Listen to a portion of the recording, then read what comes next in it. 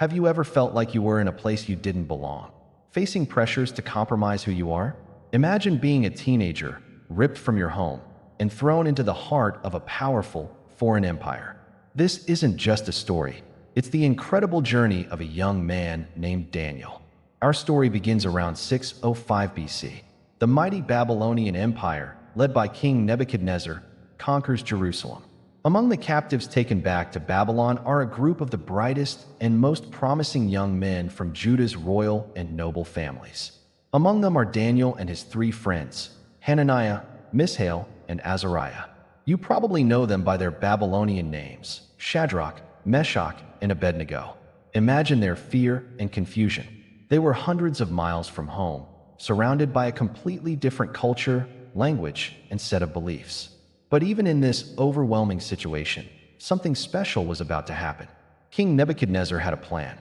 He wasn't just taking prisoners, he was scouting for talent. He commanded his chief official to select the best of the best from the Hebrew captives. The criteria were strict. They had to be young men without any physical defect, handsome, showing aptitude for every kind of learning, well-informed, quick to understand, and qualified to serve in the king's palace. The goal was to train them for 3 years in the language and literature of the Babylonians, essentially assimilating them into the empire's elite. After their training, they would enter the king's personal service. Daniel and his friends were chosen. They were given new names to strip them of their Hebrew identity and were provided with a daily amount of food and wine directly from the king's table. This was a huge honor, a privilege most could only dream of. The king's food was the finest in the land. Eating it meant you were part of the inner circle. But for Daniel, this presented a massive problem. This royal food was likely offered to Babylonian idols first, and it included items that were considered unclean under Jewish dietary laws. For Daniel, partaking in this food wasn't just about eating a meal. It was an act of compromise, a step toward forgetting his identity and his God. It was a line he was not willing to cross. So, Daniel made a decision. He resolved not to defile himself with the royal food and wine. This was incredibly risky. Refusing a gift from a powerful, absolute monarch like Nebuchadnezzar could be seen as an insult, an act of rebellion. The consequences could be severe, even deadly. But Daniel didn't stage a loud protest. He acted with wisdom and respect. He went to the chief official, the man in charge of his training, and politely requested that he might not have to defile himself. The official was fond of Daniel, but he was also afraid. He said to Daniel, "I am afraid of my lord the king, who has assigned your food and drink. Why should he see you looking worse than the other young men your age? The king would then have my head because of you." It was a valid concern. If Daniel and his friends looked weak or unhealthy, the official would be held responsible. But Daniel had a counterproposal, a test. He said, "Please test your servants for 10 days. Give us nothing but vegetables to eat and water to drink.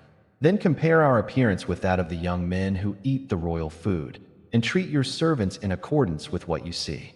It was a bold challenge, relying entirely on faith. The official agreed. For 10 days, Daniel and his 3 friends ate only simple vegetables and drank water while the others enjoyed the rich food from the king's table. And what happened at the end of those 10 days? The Bible tells us that Daniel and his friends looked healthier and better nourished than any of the young men who ate the royal food. Their simple obedience and trust were honored in a visible, undeniable way. The guards saw the proof and took away the royal food and wine, giving them vegetables instead for the rest of their training. This story shows us that even in the face of immense pressure, staying true to one's convictions is possible, and God honors that faithfulness. Because Daniel chose to honor God, God gave him something far more valuable than royal delicacies. The scripture says, "To these 4 young men, God gave knowledge and understanding of all kinds of literature and learning." And Daniel could understand visions and dreams of all kinds. Their minds were sharpened, their wisdom deepened, far beyond what the Babylonian curriculum could ever offer. At the end of the 3 years, all the trainees were brought before King Nebuchadnezzar. The king interviewed them personally, and he found no one who could compare to Daniel, Hananiah, Mishael, and Azariah. They were simply in a league of their own. So they entered the king's service. And in every matter of wisdom and understanding that the king questioned them about, he found them 10 times better than all the magicians and enchanters in his whole kingdom. Their journey was just beginning, and Daniel's unique gift for understanding dreams would soon be put to the ultimate test. One night, King Nebuchadnezzar had a dream that troubled his spirit so much he couldn't sleep. He summoned all the wise men of Babylon, the magicians, enchanters, sorcerers, and astrologers, and demanded they not only interpret his dream, but first tell him what the dream was. This was an impossible request. The wise men were stunned. They told the king, "Tell your servants the dream, and we will interpret it." But Nebuchadnezzar was furious and suspicious. He believed they were just trying to buy time.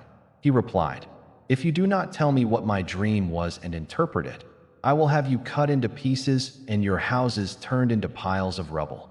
The wise men protested, "There is no one on earth who can do what the king asks. No king, however great and mighty, has ever asked such a thing of any magician or enchanter or astrologer." Their inability to answer sealed their fate. Enraged, Nebuchadnezzar ordered the execution of all the wise men of Babylon. And because Daniel and his friends were now counted among the wise men, the execution order included them. When the commander of the king's guard came to get them, Daniel responded not with panic, but with wisdom and tact. He asked why the king's decree was so harsh. After the situation was explained, Daniel went straight to the king and asked for time, promising that he would interpret the dream. Then, Daniel went home and explained everything to his friends, Shadrach, Meshach, and Abednego. He urged them to plead for mercy from the God of heaven concerning this mystery, so that they and the other wise men of Babylon might not be executed. That night, they prayed together, placing their lives and the lives of many others into God's hands. And during the night, the mystery was revealed to Daniel in a vision. Daniel praised the God of heaven, saying, "Praise be to the name of God forever and ever. Wisdom and power are his. He gives wisdom to the wise and knowledge to the discerning. He reveals deep and hidden things. He knows what lies in darkness, and light dwells with him." Filled with gratitude and confidence, Daniel went to the commander and said, "Do not execute the wise men of Babylon. Take me to the king, and I will interpret his dream for him." Brought before Nebuchadnezzar, the king asked him, "Are you able to tell me what I saw in my dream and interpret it?" Daniel's reply is a powerful testament to his humility and faith.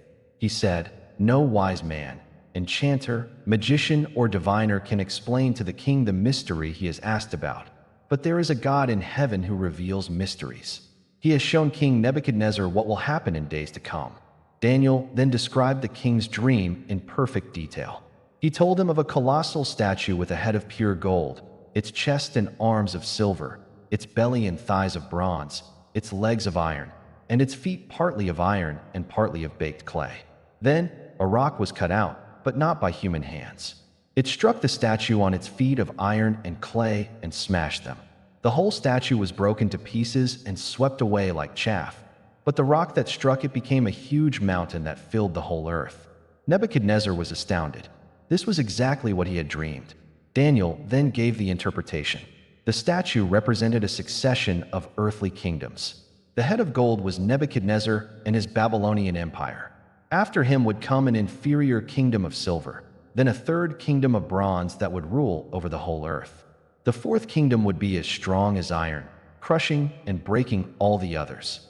Finally, the feet of mixed iron and clay represented a divided kingdom, partly strong and partly brittle. But the most important part of the dream was the rock. Daniel explained, "In the time of those kings, the God of heaven will set up a kingdom that will never be destroyed, nor will it be left to another people. It will crush all those kingdoms and bring them to an end, but it will itself endure forever." This was a prophecy of God's eternal kingdom, a kingdom that would ultimately triumph over all human empires. Overwhelmed, King Nebuchadnezzar fell prostrate before Daniel and paid him honor. The king said, "Surely your God is the God of gods and the Lord of kings and a revealer of mysteries, for you were able to reveal this mystery." Then the king placed Daniel in a high position, lavished many gifts on him, and made him ruler over the entire province of Babylon and placed him in charge of all its wise men. Because of Daniel's faithfulness, not only were lives spared, but a powerful pagan king was brought to acknowledge the one true God.